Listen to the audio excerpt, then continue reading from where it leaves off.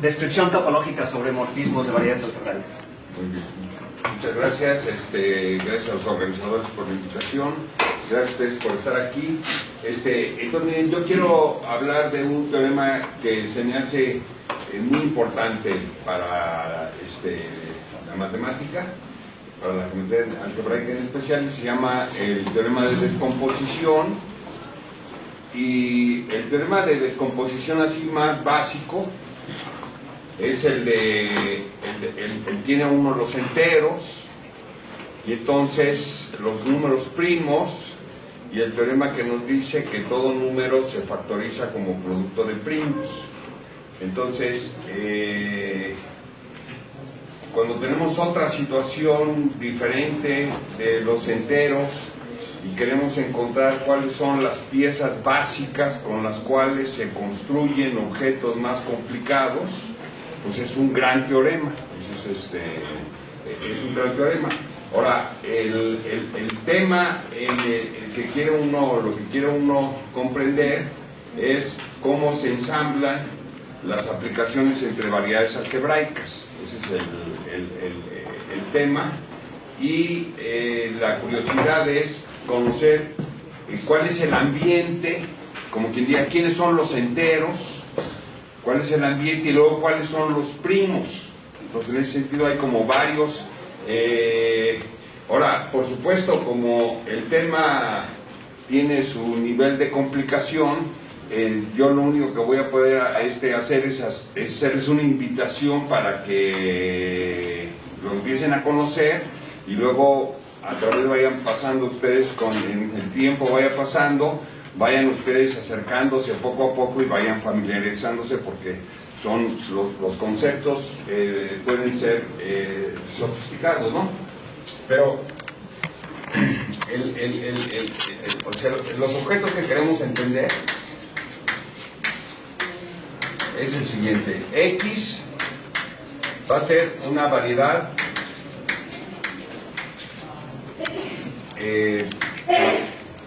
proyectiva sobre los complejos lisa. Entonces, eso lo que quiere decir es que es el conjunto de puntos X en el espacio proyectivo de dimensión n, de tal forma que satisface una serie de ecuaciones polinomiales.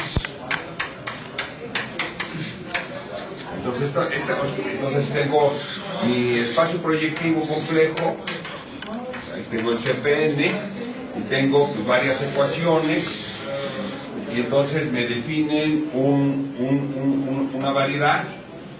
Las variedades proyectivas complejas son aquellas que están definidas.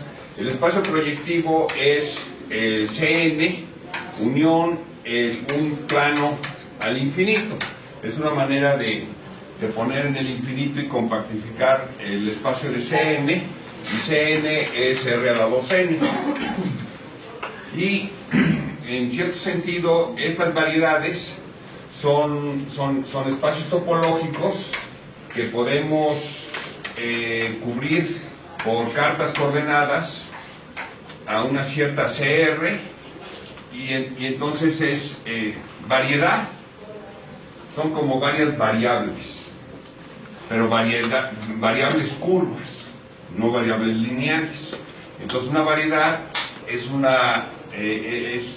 espacio que tiene variables, y la cuestión esta de los complejos, lo que quiere decir es que está definido sobre los complejos por el teorema fundamental del álgebra. Los polinomios de grado n tienen exactamente n raíces sobre los complejos si contamos multiplicidades. Cuando estamos sobre los reales, a veces los puntos se escapan, y eso tiene su problema, o sea, como que es más completa la teoría si lo hago sobre los complejos.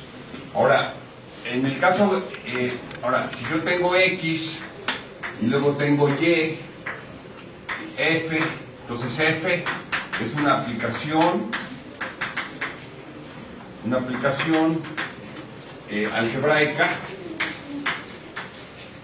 Entonces, eso lo que quiere decir es que Y también lo voy a meter en un espacio proyectivo, pero al Y no le voy a pedir, o sea, al Y le voy a pedir que sea una variedad proyectiva, no le voy a pedir que sea lisa, o sea, nomás que esté definida por una serie de ecuaciones. Y el F, cuando la encajo yo aquí en el espacio proyectivo, quiere decir que la puedo escribir con polinomios. Entonces, el ambiente de la geometría algebraica son variedades definidas por polinomios, y las funciones son funciones definidas por polinomios y sobre los números complejos todo. Entonces, nuestro curso de variable compleja se aplica aquí, varias variables complejas, y entonces es un estudio particular de este tipo de funciones. Entonces, el ejemplo típico es cuando X y Y son lisas y luego la derivada de F es el rango de la derivada de F es constante y es la dimensión de Y, porque entonces en este caso podemos aplicar el teorema de la función implícita,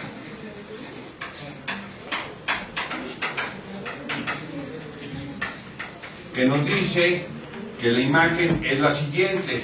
Yo aquí tengo Y, un objeto así, y luego aquí tengo el F, el X, tengo el F, y si yo me agarro un punto aquí, lo que me va a quedar, si yo me agarro un punto Y, si agarro F a la menos 1 de Y, digamos que lo puedo denotar como X sub Y, esto que está aquí va a ser una variedad lisa de dimensión, la dimensión de X menos la dimensión de Y.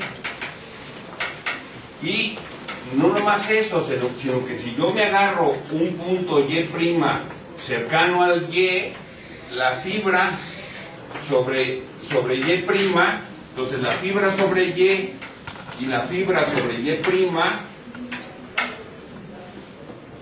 son difiomorfas. Pues eso quiere decir que tienen la misma topología. Creo que cayó el carbón. Son difiomorfas, que todo lo que quiere decir es que es exactamente lo mismo. Entonces, en cierto sentido, yo puedo pensar que X lo voy a construir a partir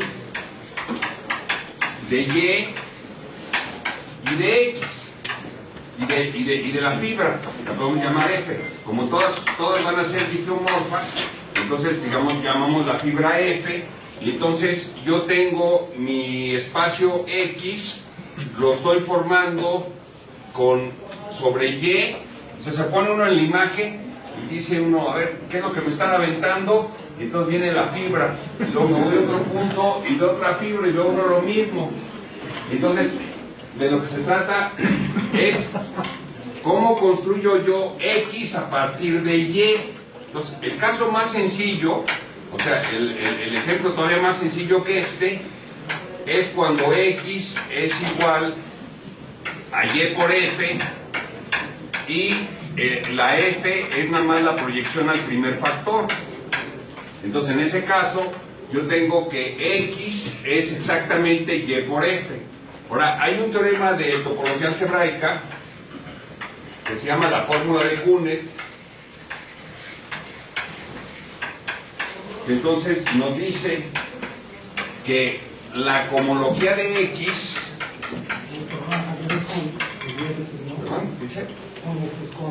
¿Perdón? ¿Qué? ¿Doble N? Doble N. Entonces, la cohomología de X es igual a la cohomología, aquí, ahorita explico qué cohomología quiero usar, es la cohomología de Y, producto tensorial con la cohomología de F. Ahora, la cohomología, entonces, la cohomología es una manera en que representa uno la forma que tiene X. Entonces, esta que está aquí son unos, estoy usando cohomología con valores complejos, son unos espacios vectoriales, sobre los complejos de dimensión finita, y entonces su dimensión me dan una idea.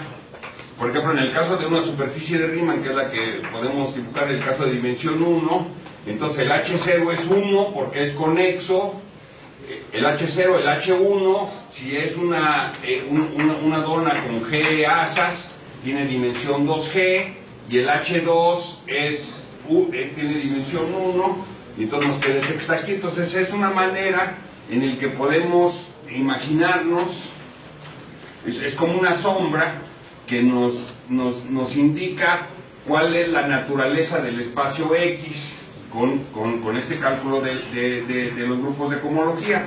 Entonces, en el caso de ser un producto, entonces lo que nos está diciendo es que la cohomología del espacio total se construye a partir de la cohomología de la base y la cohomología de la fibra, y nada más hay que hacer el producto tensorial. Entonces nos da esta fórmula. Ahora, pero ahí sería como anillos, ¿no? Como anillos, porque tienen aparte producto. Entonces los grupos de cohomología es un objeto sofisticado, y en el caso de variedades algebraicas tiene muchísima estructura, que es lo que se explota uno aquí en esta cuestión. Entonces, uno de los teoremas principales de Deligne, antes del teorema de descomposición, o sea, el teorema de descomposición es un teorema que se fue organizando, ensamblando muchas piezas, y al final de cuentas quedó una cosa así que dice uno, wow, es así como maravilloso, ¿no? Entonces, digamos, la primera parte es en el caso más sencillo, que vale para variedades diferenciables, es la fórmula de Punnett. Entonces, Deligne lo que probó es lo siguiente, es que si f de x en y es una aplicación lisa de variedades proyectivas complejas, entonces el grupo de el anillo de cohomología de x es isomorfo al anillo de cohomología de y, producto tensorial con el anillo de cohomología de la fibra. O sea, vale la fórmula de Punnett.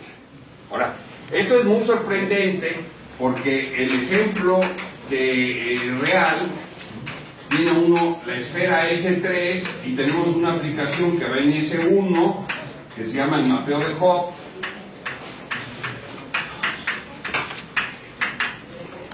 Perdón, en S2, y tiene como fibra S1. Ahora, si yo agarro S2 por S1 y le calculo los grupos de cohomología, estos van a ser, entonces tiene 1, 1, 1 y 1. Y sin embargo, los grupos de cohomología de S3 son 1, 0, 0, 1. Entonces no se vale el teorema de Punnett para el mapeo de Hopf. Y sin embargo, el teorema de Deligne nos está diciendo es que esta no es una variedad algebraica, esta sí, pero esta no, y el mapeo no es un mapeo algebraico complejo.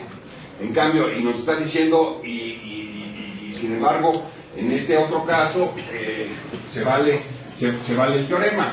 Entonces, eso lo que quiere decir es entonces que queremos ver, entonces, yo aquí tengo Y, aquí tengo la Y, y entonces quiere uno ver qué hay arriba, qué hay arriba, ¿no? Entonces, lo que voy a poner arriba es, en vez de poner, aquí puse la que llamé X de Y, pero en vez de poner x de y, mejor voy a poner la cohomología de x de y, que entonces va a ser un espacio vectorial de dimensión finita. Entonces pongo un espacio vectorial de dimensión finita. Ahora, si yo me voy a otro punto, pues entonces voy a poner la cohomología de x de y'. Pero como y y' son difeomorfas, estos dos espacios vectoriales tienen la misma dimensión. Y entonces la cohomología del de arriba se me convierte en lo que se llama un fibrado vectorial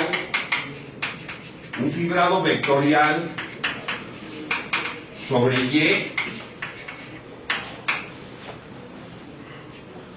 Sobre cada punto estoy poniendo un espacio vectorial, y si yo tomo una vecindad, estos espacios vectoriales se ponen como producto, y entonces estoy viendo la cohomología del espacio acá arriba como un fibrado vectorial sobre y. Ahora, este fibrado vectorial no es nada más un fibrado vectorial cualquiera, es un fibrado vectorial que tiene una conexión plana. Es un fibrado vectorial con conexión plana, y esta conexión se llama la conexión de Gauss-Manning. A lo largo de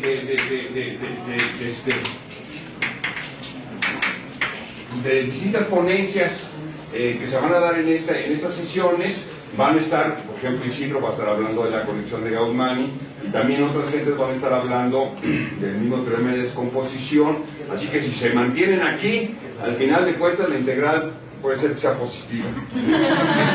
¿Verdad? Entonces, ¿esto qué quiere decir? ¿Qué quiere decir? Quiere decir que hay una manera canónica de identificar este espacio vectorial con este otro que está acá. O sea, igual que aquí tenía yo, si digamos, en vez de cohomología usamos homología, entonces dice, mira, esta es una homología porque le estoy dando una vuelta a esta asa. Entonces, el teorema de la función implícita me dice también que las fibras se ensamblan localmente como un producto. Entonces yo puedo una clase de homología aquí pasarla al de al lado porque tiene una estructura producto. Globalmente no, pero localmente sí. Ese es el sentido de la conexión. Hay una conexión que me permite pasar de la homología de una fibra a una fibra cercana. Ahora, puede resultar que yo puedo agarrar esta fibra, y si voy y le doy la vuelta por acá, esta clase de homología cuando regresa ya no regresa en esa, sino regresa en otra. Ese fenómeno se llama la monodromía. Entonces, eso es un efecto global, el efecto de la monodromía.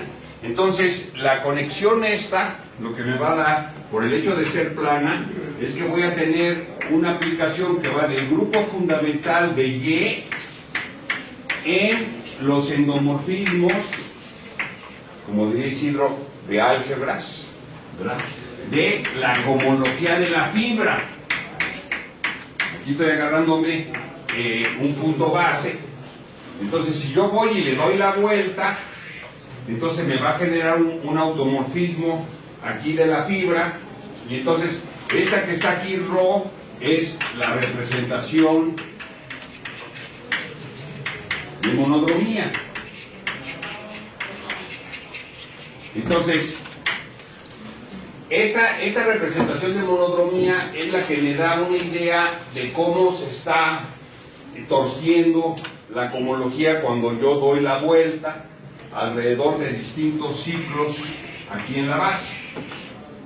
Es lo que me da. Ahora, otro teorema de Deligne, aquí casi así como uno podría decir el teorema de Pitágoras, Pitágoras es el héroe. Aquí el héroe es Deligne. Deligne es un matemático belga que hizo gran parte de su vida en Francia, uno de los estudiantes favoritos de Grothendieck. Y entonces, otro de los teoremas de Deligne es el siguiente, es el que me dice que esta representación ρ, bajo estas hipótesis de que la aplicación esta sea lisa de variedades proyectivas, la ρ es semisimple. ¿Eso qué quiere decir? Quiere decir que si yo agarro B, un subespacio del espacio este donde está actuando la representación, que sea ρ invariante, entonces existe un subespacio W de tal forma que W intersección con B es el 0, el H estrella de X es todo B más W y W es ρ invariante. O sea, cada vez que puedo yo encontrar un subespacio invariante, puedo encontrar uno complementario, como quien diga, si yo sé que me dan un número y 7 divide al número, pues yo puedo dividir el número entre 7 y me queda otro número, para irle chispando cada vez un primo. Y entonces lo que este me está diciendo es que entonces la representación de monodromía, entonces tiene esta propiedad de ser semisimple. O sea, lo que esto quiere decir es que el espacio vectorial este de la fibra,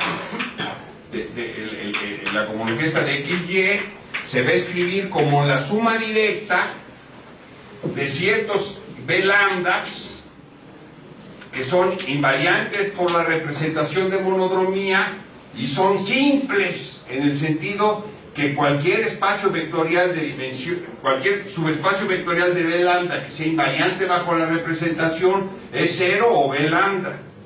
Y entonces aquí estamos viendo que la cohomología se me está descomponiendo como la suma directa de representaciones simples. Entonces, este es el primer número primo que les quiero introducir. O sea, el primer número primo es la siguiente estructura. Yo tengo Y, tengo un fibrado vectorial con una conexión plana, que es la restricción de la conexión de Gauss-Manning a este subespacio, de tal forma que la representación sea simple. Este es un número primo. O sea, si dice, a ver, el 7, este 7. Y entonces el teorema de descomposición, que se debe en este caso a Deligne, bajo esas hipótesis, es que entonces la cohomología de cualquier variedad X se descompone desde el punto de vista de Y. O sea, aquí queremos a partir de Y construir la topología de X. Y entonces quiero decir quiénes son los primos de cómo construyo las X sobre Y. Y entonces, ¿cómo le hago? Pues constrúyete un fibrado vectorial con una conexión plana, de tal forma que su representación sea simple. Entonces, empiezan a hacer, y este es el teorema de descomposición para funciones de X en Y, donde las dos son lisas y la aplicación, la F es lisa, para que le pueda yo aplicar el teorema de la función implícita. Ahora, por supuesto, uno dice, no, aquí es hipótesis. O sea, ¿cuál es la hipótesis que? O sea, este teorema, digo, a pesar de que son dos teoremas de Deligne, es fácil porque le estamos metiendo la hipótesis que la variedad, que la aplicación sea lisa. Que se valga el teorema de la función inversa. Usualmente las funciones tienen singularidades. Entonces uno quiere incorporarle a la función las singularidades. El mero teorema de descomposición va a decir si X y Y, variedades singulares. F, una aplicación algebraica propia, que quiere decir que las fibras sean compactas. Eso es uso. Y entonces me va a decir que la topología de X la puedo construir a partir de unos sujetos en Y y tengo mi descomposición en factores primos. Ese es, entonces, pero, digamos, ese es así para para adultos, para el 5X, ¿verdad? Entonces aquí como estamos apenas, ¿verdad? Entonces aquí vamos a suponer que X y Y son variedades lisas, pero que la F ya no es lisa. O sea, ya no se vale el teorema de la función implícita. Entonces, lo que vamos a tener es entonces, tengo mi variedad esta de F de X en Y, y entonces voy a tener, y entonces estas son variedades lisas, y voy a suponer que es sufrayectiva, pero voy a suponer que Z es igual al conjunto de puntos X en X, de tal forma que el rango de la derivada de F en el punto X es menor que la dimensión de Y. Z son los puntos singulares. Entonces lo que tengo aquí es que aquí tengo X, aquí tengo mi función F, aquí tengo Y, y aquí tengo el Z, que es donde se está fallando el teorema este. Ahora, si yo empujo Z hacia Y, F de Z, estos son los valores singulares. Por el teorema de Sartre en topología diferencial, o el teorema de Fubini en variable compleja, F de Z está propiamente contenida en Y. No es todo Y. No es posible que todos los puntos sean singulares. Excepcionalmente los puntos son singulares.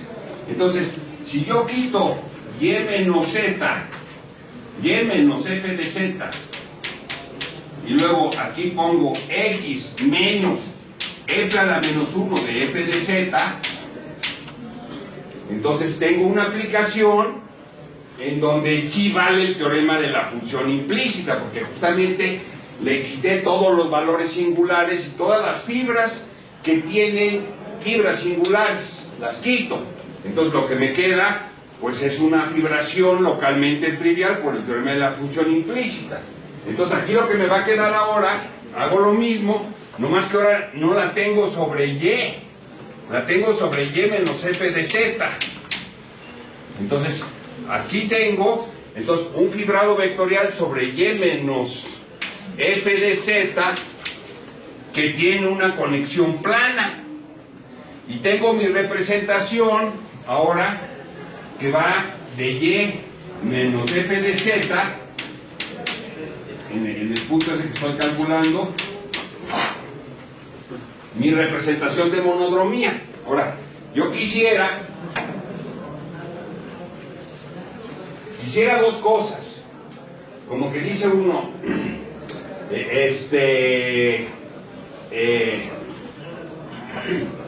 o sea, ¿qué pasa cuando me acerco a Z?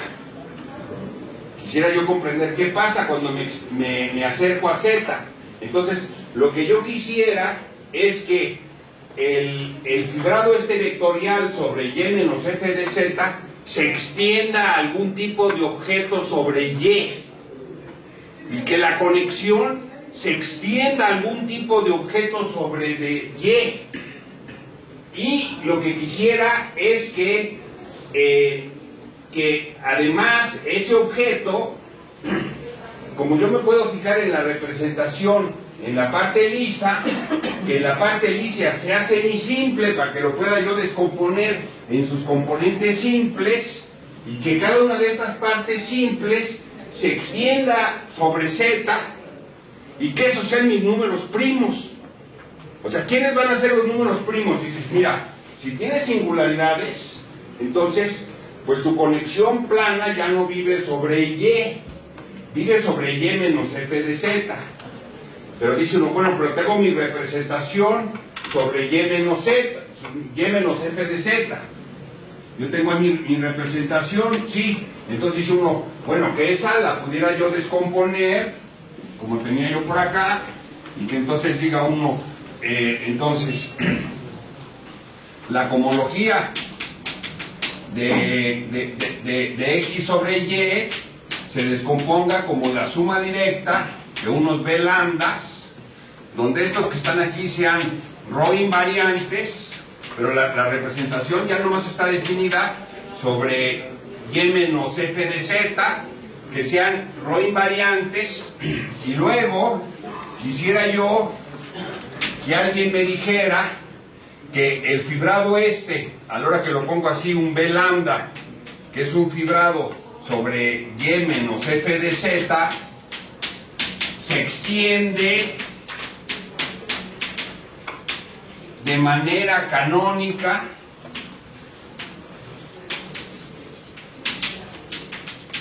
como pues algún tipo de objeto más la conexión.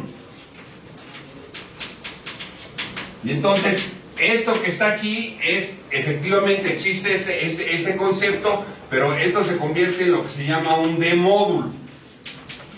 Un D-módulo. Entonces los D-módulos, o sea, lo de D quiere decir que tengo una derivada. La derivada pues es la conexión de Gauss-Manning. No más que esto que está aquí ya no es una conexión en un fibrado vectorial. Y entonces aquí es donde ya viene el... ¿no? O sea, resulta que uno dice, bueno, yo para obtener un teorema tengo que ponerme a pensar bien quiénes son los objetos donde yo voy a factorizar la cosa. Y entonces, esos objetos se llama la categoría de gavillas perversas. Entonces, tengo que irme a un lugar donde valga mi teorema. Entonces, de alguna forma, sí tengo que hacer muchísima matemática y muchísima cosa, porque si no le hago así, no me queda mi teorema de descomposición. Entonces, el asunto es de que yo tengo mi teorema de descomposición si mi mis dos variedades son lisas y mi morfismo tiene rango constante. Ahora, si no, entonces dices, bueno, yo tengo mi descomposición, tengo mi conexión en la parte esta de los valores regulares. Ahí tengo mi conexión, ahí tengo mi representación de monodromía. Entonces yo necesito extender el teorema de Deligne para que me diga que aunque la variable esta que está aquí ya no es compacta, de cualquier forma esto sigue siendo semisimple. Luego necesito decir cómo voy a extender el fibrado vectorial a las singularidades y luego cómo voy a extender la conexión. ¿Qué grupo representas? ¿Y qué grupo representas? ¿Cuál grupo? El que se representaría, ¿cuál sería? No, o sea, la representación nada más vive sobre el O sea, voy a tener una conexión que va a tener polos a lo largo de Z. O sea, de hecho, el fibrado vectorial se va a extender, pero ya no necesariamente como un fibrado vectorial, sino como uno diría de entrada una gavilla coherente. Pero es más, ni gavilla coherente, sino tengo que irme a un lugar. O sea, cada vez nos mandan a un mundo raro. O sea, nos mandan hacia un mundo raro. Entonces, ¿cuál es el mundo raro? Entonces, el mundo raro, o sea, como que de manera ingenua uno vivía en un lugar donde había mi variedad de X y yo tengo aquí mi fibrado vectorial. Entonces, un poco esto, como lo puede uno ver, es que tengo el fibrado vectorial sobre X en X y luego tengo el 0. Ahora, el mundo raro al que nos mandan es al mundo de complejos de gavillas. Entonces, el objeto base, los objetos empiezan a ser, entonces son E0, E1, E2, hasta R, que están viviendo aquí sobre Y, en este caso es gavilla sobre y tengo aplicaciones, estas son generalizaciones de fibrados vectoriales, y tienen la cuestión de que la composición de 2 me da 0. Entonces, esta se llama la categoría de gavilla, de complejos de gavillas. O sea, ya al grado de abstracción empieza a ser yo para formular mi teorema ya tengo que irme a formular o sea, estoy tratando de construir mis enteros. Entonces, dice uno, son complejos de gavillas. Las CJs son gavillas de C espacios vectoriales. Y entonces, ahora, según el otro día me enteré ahí en Montreal, la culpa de esto los tenemos los de topología algebraica. Porque antes de que llegara la topología algebraica, el espacio era el espacio, y hablaba uno de un espacio geométrico y no sé qué, y bla, bla, bla. Y llegaron los de topología algebraica y dijeron, no, son clases de homotopía de espacios. Y entonces, ya no habla uno de un espacio, sino que habla uno de la clase de homotopía de espacios. Entonces, igual aquí, ya no nomás nos pasamos de esta cosa sencilla que teníamos aquí, sino que ya vamos a pasar a clases de homotopía de complejos de gavillas. Y entonces ya cuando tomas un objeto, y esta se llama la categoría derivada. Entonces, la categoría derivada. Hay muchas conferencias donde empieza el conferencista, che, X es una variable algebraica y tomen la categoría derivada sobre X. Entonces, así como con la ametralladora, se ametralló a medio mundo ahí sin decir nada más, ¿no? Pero esa es la realidad. Ahí es donde, entonces, tenemos que irnos a ese mundo. O sea, el mundo raro que describe José Alfredo no existe. O sea, es el que lo sabe ignorar y si lo traicionan. Entonces, hay que ir a ese mundo. Entonces,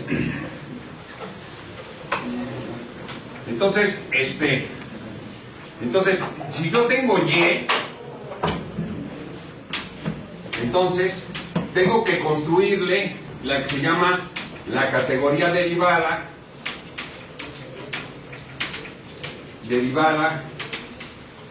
de Y. Pero ahora, esta categoría derivada, hay unas categorías, o sea, categorías son como los enteros. O sea, uno especifica dónde va uno a trabajar. Entonces, agárrate los enteros y ahí factoriza, como le hizo Euclides, a tu producto y tu teorema de factorización. Perfecto. Entonces dice uno, pues vamos a empezar. Entonces, ahora yo tengo la categoría derivada de Y. Ahora, en las categorías, hay de categorías a categorías. Las mejores son unas que se llaman las categorías abelianas, porque tienen sumas y descomposiciones y bla, bla, bla, son las mejores. Ahora, desgraciadamente esta no es una categoría abeliana, es una categoría que se llama una categoría triangular, pero no es abeliana. Entonces, el chiste se trata de encontrar aquí adentro una subcategoría que se llama la categoría de gavillas perversas. Ahora, lo de perversas no quiere decir que estamos pervirtiendo niños. No. Perverso es, lo opuesto de perverso es transversal. Entonces, cuando algo no es transversal, pues tiene una pérdida de transversalidad. Entonces, esa pérdida de transversalidad se llama la perversidad. Y puede uno ir midiéndole el grado de perversidad, y hay una perversidad intermedia que es la que consideramos aquí. Y entonces me queda la categoría de gavillas perversas, y esta que está aquí sí es una categoría abeliana sobre Y. Esta que está aquí sí es una categoría abeliana sobre Y. Pero no nomás es una categoría abeliana sobre Y, sino es una categoría factorizable. ¿Qué quiere decir? Que cualquier elemento que yo me tome aquí, si yo me agarro un elemento de aquí, un E, entonces lo voy a poder escribir como la suma directa de un número finito de copias, donde cada una de estas va a ser una gavilla perversa, y luego esta, una gavilla perversa, va a tener su soporte de RR, va a ser una Z, y esta Z va a tener un abierto denso, un abierto de Zariski, donde la R restringida a Z' va a ser un fibrado vectorial con conexión plana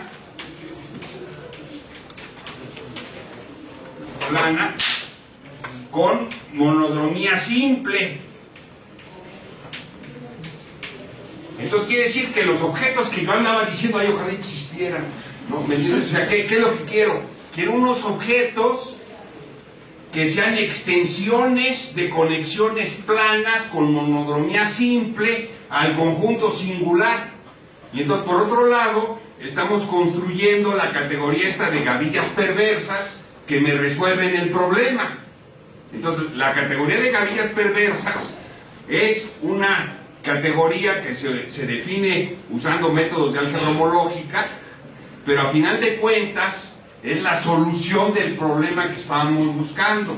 Y el teorema de factorización viene de un teorema de factorización que satisface la categoría de gavillas perversas. Entonces, el teorema lo que me va a decir entonces es lo siguiente.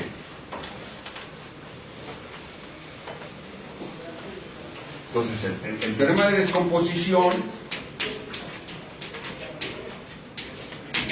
dice lo siguiente: yo tengo f de x en y.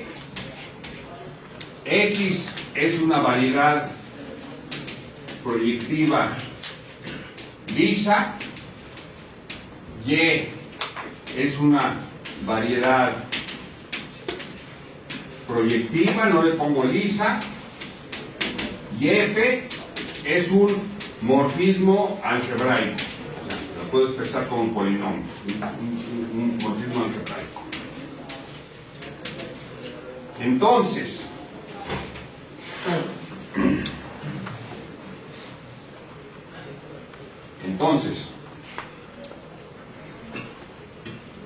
voy a mandar bajo f, entonces esto se escribe así: R estrellita de f de la gavilla racional sobre x. Entonces esto lo que quiere decir es que la cohomología de x la voy a empujar a y. Y esa se me va a descomponer como una suma directa de, y entonces aquí voy a, entonces pues de PJs, entonces J de 1 a S, donde estas PJs son gavillas perversas primas,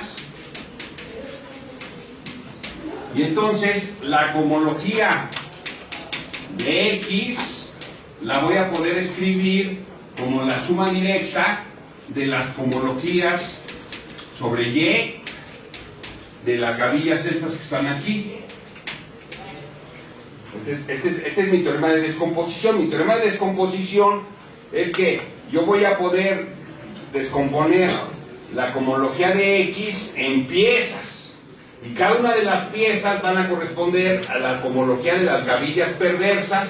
Las gavillas perversas, estas primas, lo que son es que sobre un abierto de Zariski de donde está el soporte de la PJ, son fibrados vectoriales planos,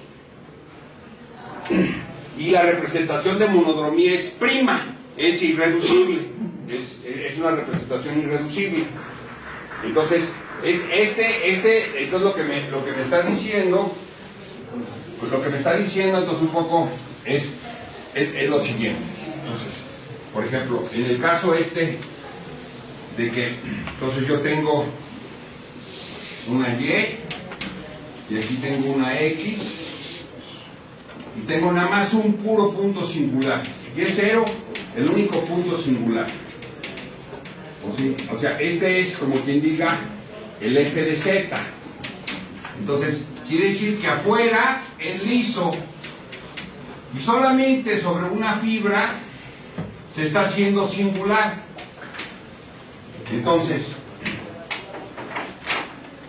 si la representación de monodromía en Y0, en Y menos el punto singular, o bueno, Y0, entonces, en Y menos Y0, si la representación es simple,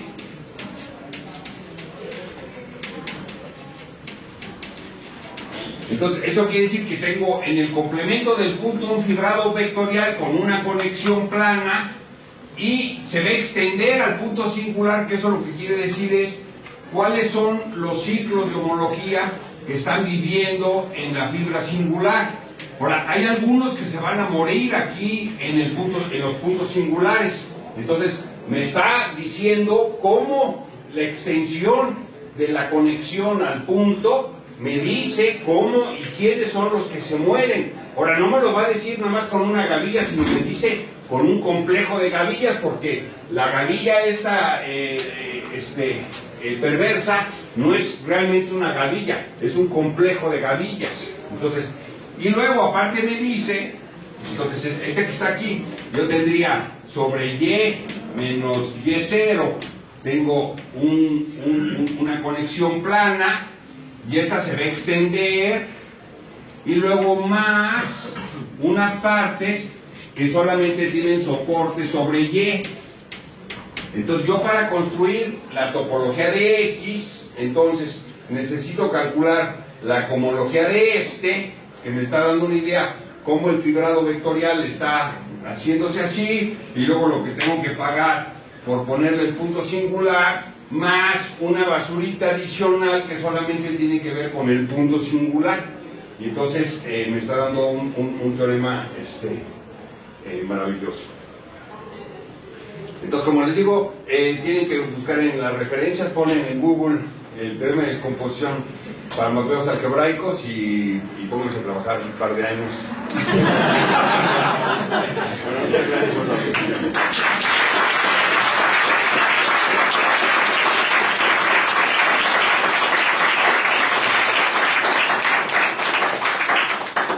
¿Preguntas para Javier? Sí, perdón, aquí, esta extensión de la conexión es canónica, o puede haber varias conexiones cuya extensión de esta manera acomodadas satisface esa condición, no es canónica ni... O sea, si tienes otra conexión que satisface la condición de soporte, entonces es única la extensión de la conexión. La respuesta es sí, pero tienes que colocarte en el lugar adecuado, porque realmente no es una conexión sobre un fibrado vectorial que se está extendiendo al punto. O sea, no es que estemos extendiendo el fibrado vectorial a un fibrado vectorial sobre el punto y la conexión que se está extendiendo a una conexión con un polo. No, sino que a lo mejor tiene singularidades más complicadas. Y entonces el objeto al que se extiende de manera canónica, como dices tú, entonces es a una gavilla perversa. Entonces, si no me equivoco, porque Ciro también es experto en el tema, y hay varios expertos, Jaime, y creo que también alguien nos va a dar una conferencia del tema, o sea, veremos varios en el público que sabemos de este. Si no me equivoco, ¿verdad, Jaime? Este es un D-módulo, ¿no? Lo que pasa es que la extensión... Él está preguntando si va a quedar la extensión canónica de la respuesta es que en general no, como tú acabas de decir. O sea, en este caso sí, pero... O sea, con la condición de que el soporte sea Z. O sea, ahí te va a quedar la de Delin. Porque está dando una especie de condición de constructibilidad, ¿no? Sí, pero en general, como lo está funcionando en general. Eso, entonces miren, es como les digo, es un mundo raro. Entonces, lo bueno es que tiene el teorema. Este teorema es maravilloso porque también, fíjense, nos responde la siguiente pregunta. Desde Y, yo quiero saber quiénes son todas las posibilidades de todos los espacios que puedo yo construir sobre Y. Y cómo puedo ensamblar la topología de arriba con cosas de abajo. Y mágicamente la respuesta de eso es la categoría de gavillas perversas. Entonces, este que está aquí está conteniendo la información de cómo son la topología de todos los espacios que yo puedo construir sobre Y. Entonces, que eso me forma una categoría abeliana, que tenga una estructura y que tenga un teorema de factorización. Dice uno, le ganaron a Euclides con su teorema de factores primos. En este sentido, estudiar una versión equivariante, o la versión equivariente es es un ejemplo de esto. O sea, por ejemplo, estudiarla como que aquí variante. Eso, entonces en ese caso tendríamos sobre X un grupo actuando y luego tendríamos el cociente de X por el grupo y nos quedaría el Y. Y entonces en la fibra general tengo una copia de G si la acción está siendo prope, y entonces un poco es un caso particular de este porque el tipo de singularidades son como especiales. Entonces sí incluiría ese análisis.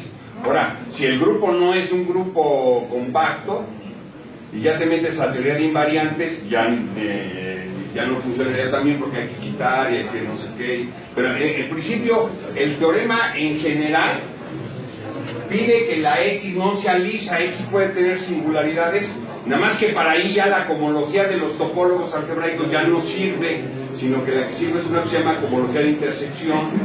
Entonces hay que meterle cohomología de intersección y entonces vale el teorema en general. Entonces, la QX del final, ¿qué es? ¿Cuál es la QX? La QX es la gavilla constante racional sobre X.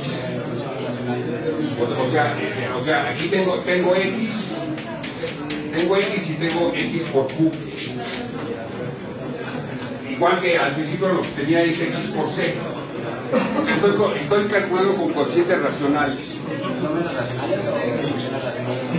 Serían funciones racionales localmente constantes. Entonces, o sea, pero de alguna manera lo que me está representando es la topología algebraica de X.